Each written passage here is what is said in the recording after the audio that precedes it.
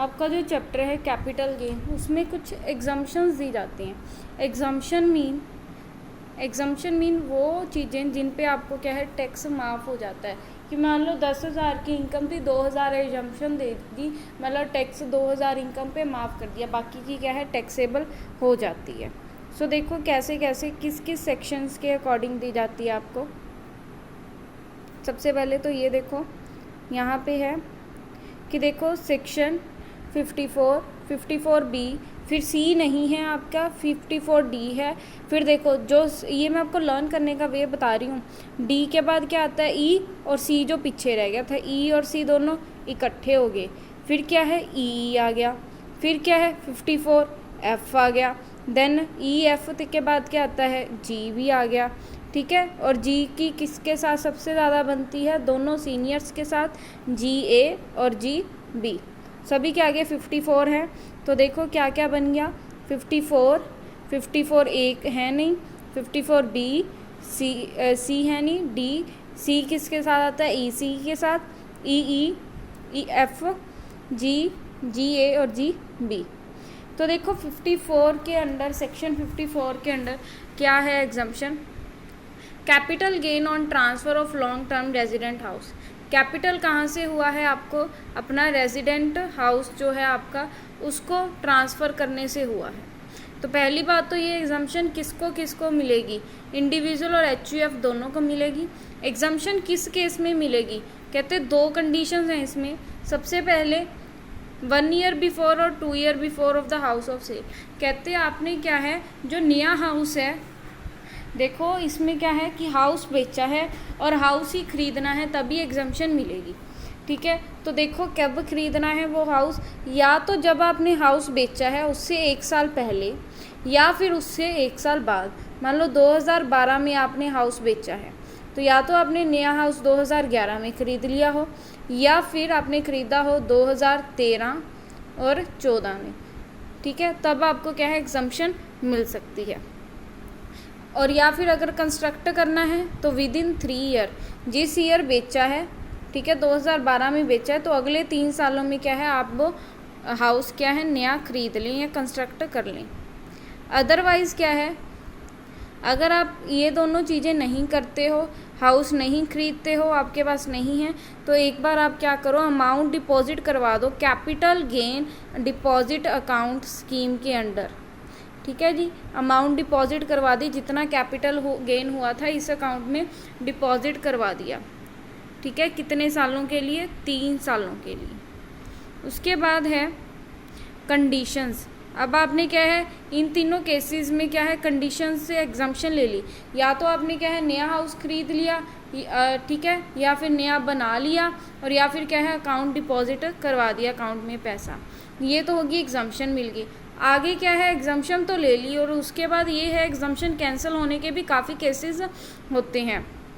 ठीक है, तो कहते हैं अगर आपने क्या है आपको वो जो नया घर है आपको कम से कम कितने साल, 3 साल अपने पास रखना है, अदरवाइज़ क्या है फोरफीट हो जाएगी आपकी एग्जम्पशन, और सारा क्या है टैक्स आपका सारी इनकम क्या है टैक्सेबल हो जाएगी। If there is loss from the sale of the new house then that loss is adjusted from the previous exemption capital gain. तो देखो कैसे है कि मान लो एक कंडीशन हो रहा है, वो क्या है कि मान लो आपके पास ए हाउस था, बी हाउस था, बी हाउस बेचने पे आपको हो गया लॉस, तो ए हाउस के गेन में से सेटल कर सकते हो। ठीक है जी, तो उसके बाद एक चीज़ है जो आपको ये पीछे वाला पॉइंट करवाया था, फोरफीट ऑफ एग्जम्पशन का मतलब क्या है, आपको गेन हो गया था सेल करने से हाउस को 10 लाख का।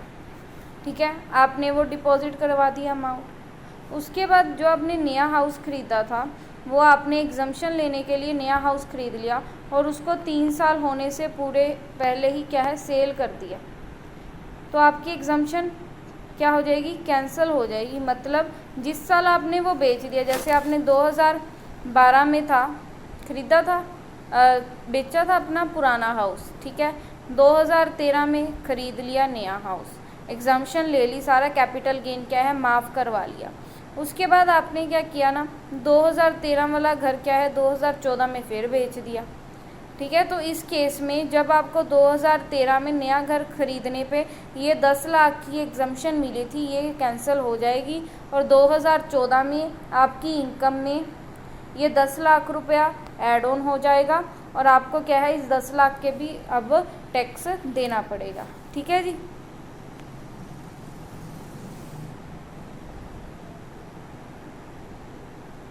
उसके बाद है 54B। इसके अंडर क्या है, जब कैपिटल गेन कब हुआ होता है, agriculture land in the urban area. कहते हैं capital gain on the transfer of self cultivated. Self cultivated क्या होता है, जिस पे आप खुद खेती करते हो, उस ज़मीन को बेचने पे अगर आपको कोई क्या है कैपिटल गेन हुआ है और वो ज़मीन किस एरिया में आती है, अर्बन एरिया में, शहरी इलाके में आती है, तो किस किस को मिलेगी, सबसे पहले एग्जम्पशन इंडिविजुअल और HUF को। उसके बाद क्या है, must have a land from the past 2 year. अब उसके पास वो जो लैंड है ना, ऐसा नहीं है कि उसने अभी खरीदी थी और अभी बेच दी और कैपिटल गेन हो गया। कहते पिछले 2 साल में वो लैंड उसी के पास होनी चाहिए, तभी उसको क्या है एग्जम्पशन मिलेगी। ठीक है, ऐसा नहीं है कि 2019 में खरीदी थी और 2020 में आप उसको बेच के एग्जम्पशन ले रहे हो। नो, आपके पास कम से कम वो लैंड क्या है 2018 2019 दोनों साल में होनी चाहिए। उसके बाद है री investment in the purchase of the new agriculture land with in the 2 year. अगर आपको एग्जम्प्ट करवाना है तो नई लैंड क्या है खरीद लो, कितने सालों के बीच बीच में, 2 सालों के बीच बीच में। आगे एक नोट लिखा हुआ है, agriculture land situated in the rural area is not treated as a capital asset, so there is the no capital gain. अब आपको क्या है कैपिटल एसेट, जब मैंने करवाया था उसमें आपको बताया था कि एग्रीकल्चर जो लैंड होती है और वो भी रूरल एरिया में, उस पर टैक्स क्या है माफ़ होता है और उसको क्या है कैपिटल एसेट माना ही नहीं जाता। जब कैपिटल एसेट ही नहीं माना जाता तो कैपिटल गेन भी नहीं होगा। ठीक है, इसीलिए सिर्फ किसकी बात हुई है, अर्बन एरिया लैंड की बात हुई है। उसके बाद भी इसमें क्या है, उसमें 3 साल थी, अगर आपने अभी ख़रीदना नहीं है तो आप वो अमाउंट जो कैपिटल गेन की है, capital gain deposit account scheme के अंडर 2 सालों के लिए डिपॉजिट करवा दो। ठीक है, transfer of land with in 3 year. आपको क्या है लॉक इन पीरियड कितना है, 3 ईयर है। कम से कम वो लैंड आपको कितने टाइम के लिए रखनी है, 3 ईयर्स के लिए नई लैंड। ठीक है, exemption forfeited and the tax is also impose on the capital gain. तो वही अगर 3 साल से पहले जो नई लैंड आपने खरीदी है, ठीक है, तो इसका मतलब क्या हुआ, देखो ये पूरी चीज़ समझने की पहले तो आप कोशिश करो कि क्या है। देखो लैंड खरीदी आपने, लैंड थी आपके ने खरीदी थी 2016 में, 2020 में आपने उसको सेल कर दी, 2021 में मान लो आपने नई लैंड परचेज कर ली। अब 2022, 23 और 24, अगर इन 3 सालों से पहले पूरे होने से पहले अगर आपने वो जो नई लैंड है जो 2021 में परचेज़ करी थी वो सेल कर दोगे तो सारा का सारा आपकी कैपिटल गेन पे जो एग्जम्पशन मिली थी, मान लो 10 लाख का गेन था, उस पे जो एग्जम्पशन मिली थी वो क्या है कैंसिल हो जाएगी और इस साल की इनकम में 10 लाख ऐड हो जाएगा और क्या लगेगा, उस पर टैक्स लगेगा। ठीक है जी, अब ये बात समझ लो, यहाँ पे भी आएगा कि ये आपको क्या है पैसे रखने हैं। और या फिर देखो उसके बाद एक चीज़ है, जो आप कैपिटल गेन के अंडर पैसे सबमिट करवाते हो ना, डिपॉजिट करवाते हो अकाउंट में, कैपिटल गेन अकाउंट में, तो उसकी भी एक कंडीशन होती है कि ना आपको वो अमाउंट क्या है उतना टाइम उसमें पड़ी रहनी पड़ेगी।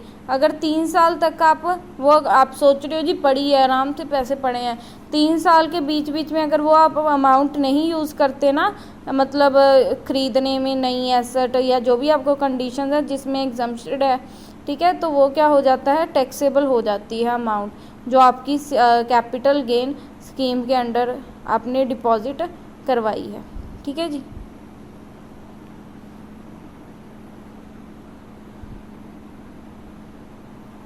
उसके बाद देखो बी के बाद आ गया डी। डी में क्या है, compulsory acquisition of land and building. Compulsory acquisition का मतलब क्या होता है, जब क्या है गवर्नमेंट कोई लैंड या बिल्डिंग आपसे क्या है ख़रीद लेती है, और किस लिए ख़रीदती है, या आपने क्या है किस लिए बेची है, वो इंडस्ट्री अंडरटेकिंग के लिए। Use it was be by the asset of the 2 year, आपके पास वो एसेट कितने साल से होनी चाहिए, पिछले 2 सालों से, और उसको री इन्वेस्ट नई लैंड में कब तक करना है, 3 साल के बीच में। और डिपॉजिट आप वैसे ही deposit capital gain deposit account scheme के अंडर करवा सकते हो। कितने साल का लॉक इन पीरियड है, कितने साल तक आपको नई इंडस्ट्री अपने पास रखनी है, वो लैंड या बिल्डिंग 3 साल के लिए। उसके बाद है ईसी। ईसी में क्या है, लॉन्ग टर्म कैपिटल एसेट। अब लॉन्ग टर्म कैपिटल एसेट का मतलब क्या हो गया जी, कैपिटल गेन हुआ है किससे, लॉन्ग टर्म कैपिटल एसेट से। तो देखो केस 1 में क्या है, with in the period of 6 month after the date of such transfer capital gain shall be exempted. कहते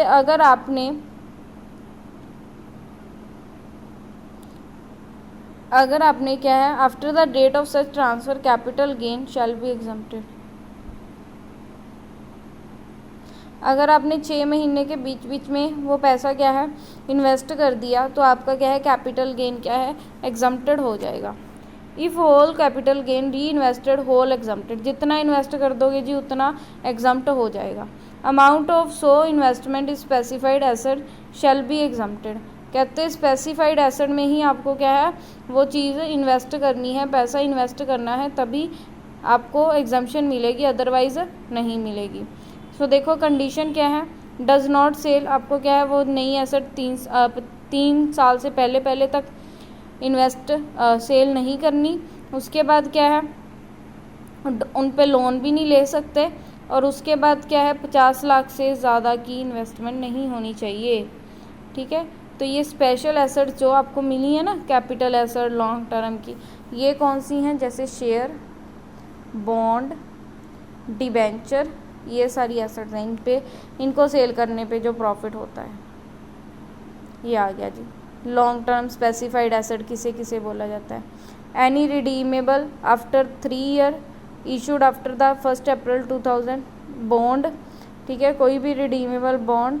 उसके बाद national highway authority certificate, rural electricity corporation limited bond issue by the financial, ये सारे क्या हैं आपकी लॉन्ग टर्म एसेट है। इनसे होने वाला गेन ही आपने क्या है एडजस्ट किया है। और नई एसेट स्पेसिफाइड एसेट क्या हैं जिनमें आप इन्वेस्ट कर सकते हो, वो यही तीनों एसेट हैं।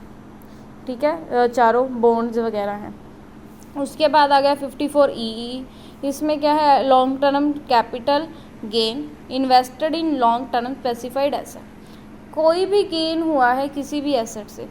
सो देखो पहले एलिजिबल एसी जिनको एग्जाम्पशन मिलेगी, एलिजिबल एसेसी कौन कौन सा है, individual, HUF, firm, company etcetera. Conditions क्या है, विद इन द 6 मंथ आपको क्या है उसको री इन्वेस्ट करना है। Unit issued before the April 1, 29 notified by the central government behalf. ये पॉइंट आप कट कर दो, आपके सिलेबस में शायद नहीं है आप। उसके बाद है नोट एक्सीड 50 लाख से ज़्यादा क्या आप इन्वेस्टमेंट नहीं कर सकते। और उसके बाद क्या है नोट ट्रांसफ़र 3 ईयर 3 साल से पहले उसको ट्रांसफ़र नहीं करना। और नोट प्लेस्ड मतलब उस पर क्या है लोन भी नहीं ले सकते आप। ठीक है, कोई भी capital gain long term capital gain हुआ है उसको आप स्पेसिफाइड एसेट में क्या है इन्वेस्ट कर सकते हो। उसके बाद क्या है F आ गया। F में क्या क्या है, transfer of any long term capital asset and investment made in the purchase और कंस्ट्रक्शन ऑफ रेजिडेंशियल हाउस। अब क्या है ना, अब ये ना कॉमन पॉइंट आ गया। क्या मतलब हुआ इसका कि कैपिटल गेन क्या है एग्जम्प्ट हो जाएगा अगर आप क्या है किसी भी चीज़ से आपको capital long term capital gain हुआ है किसी भी एसेट को बेच के, और उसको आपने इन्वेस्ट कहाँ कर दिया, कंस्ट्रक्शन ऑफ रेजिडेंशियल हाउस में, तो पहली तो आपको क्या है एग्जम्पशन मिल जाएगी। जैसे कि इंडिविजुअल और HUF को मिलेगी। Does not on more than 1 resident house, कब मिलेगी एग्जम्पशन, आपने नया घर बनाया है लेकिन आपके पास और कोई भी घर नहीं होना चाहिए। उसके बाद है long term capital gain on transfer of asset, transfer of asset पे ही होना चाहिए long term capital gain. Purchase कब तक होनी चाहिए, विद इन द 3 ईयर में आपको क्या है घर बना लेना चाहिए। उसके बाद क्या है purchase and already built house, या फिर आप क्या है ऑलरेडी बना बनाया घर क्या है ले लेते हो 3 साल के बीच बीच में, और बिफोर 1 ईयर और 2 year after the sale of the mentioned asset, या फिर क्या है जो आपने एसेट क्या है बेची है उसके 2 या 3 ईयर से पहले पहले तक। अमाउंट कितनी एग्जम्प्ट होगी, अब देखो इस केस में यही है मेन चीज़ कि सारी की सारी अमाउंट पहले तो एग्जम्प्ट हो जाती थी ना, जैसे 10 लाख बोला मैंने, लेकिन इस केस में सारी अमाउंट नहीं होएगी, बल्कि क्या होएगी प्रपोर्शनेट कंसिडरेशन क्या है आपकी एग्जम्प्ट होएगी। जैसे लॉन्ग टर्म कैपिटल गेन आ गया 10 lakh, amount investment in purchase क्या होगी आपकी मान लो अमाउंट इन्वेस्टेड टू परचेज और कंस्ट्रक्ट ऑफ रेजिडेंशियल हाउस होगी, आपने लगा दी 5 लाख, ठीक है। नेट कंसिडरेशन मान लो है आपकी, नेट कंसिडरेशन आपकी मान लो आप जो आपने क्या है टोटल ली थी वो मान लो थी 20 लाख, ठीक है। तो क्या आएगा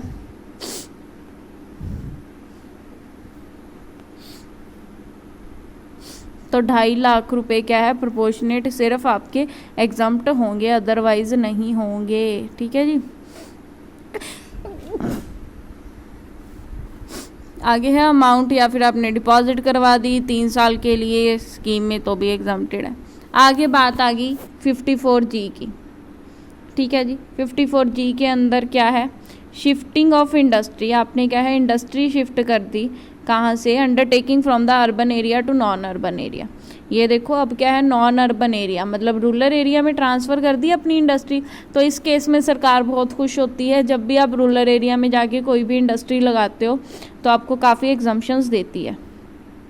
तो सबसे पहले कंडीशन क्या है, capital asset is transfer due to shifting of industrial undertaking. सबसे पहले तो किस लिए आपने ट्रांसफ़र करी है, इंडस्ट्रियल अंडरटेकिंग, इंडस्ट्री लगाने के लिए अपनी एसेट एक जगह से दूसरी जगह इन्वेस्ट करी है, 1 साल पहले कर दी बेचने से, और या फिर क्या है 3 साल बाद, तो दोनों केस में आपको एग्जम्पशन मिल जाएगी। उसके बाद है अमाउंट ऑफ एग्जम्पशन, पूरी अमाउंट जितनी भी इन्वेस्ट कर दी। उसके बाद क्या है कैपिटल गेन डिपॉजिट अकाउंट में अगर ट्रांसफ़र करते हो तो कितने साल के लिए कर सकते हो, 3 साल के लिए।